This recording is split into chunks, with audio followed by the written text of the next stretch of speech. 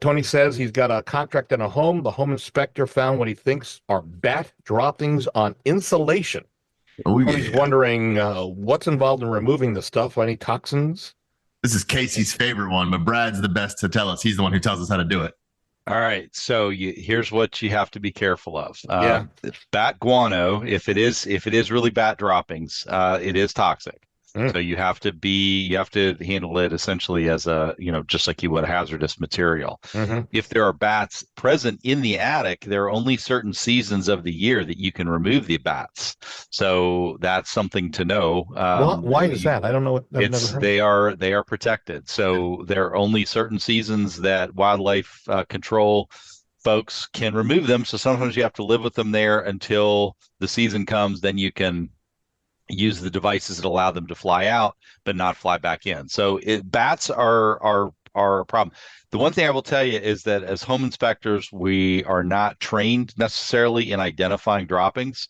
So sometimes, one inspector may call it raccoon, another inspector may call it bat. We probably don't know, but the point is that you've got droppings in the attic that do need to be cleaned out there.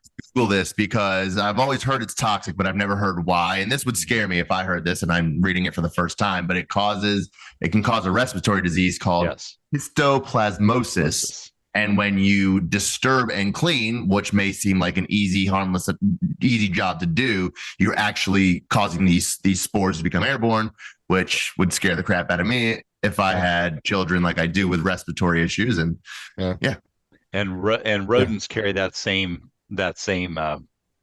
disease. But wait, so that was just go ahead, Chuck. I was going to say, of course, it just reminds me of the last time I was spelunking, going through this one little channel where the back of my head is on the ceiling and my chest is on the floor, and it's kind of wet and mushy like.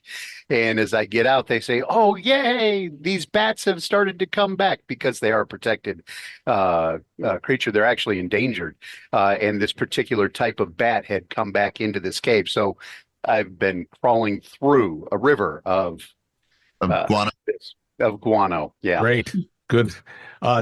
Just to qualify this, Brad. So mice and rat droppings also a problem? They can be, yes. So you use the same type of care cleaning up any sort of droppings. But there have been outbreaks of histoplasmosis in different parts of the country.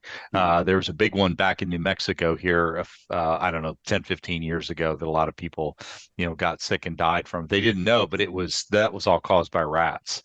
But that's a toxin that they can carry as well. So just be careful in anything you're cleaning up like that. Is that the same thing that women who are pregnant need to worry about when having cats that are outside cats and might be eating these things? I don't know about that one, Chuck. I'm not sure. I think you're onto something there. I think I've heard that as well.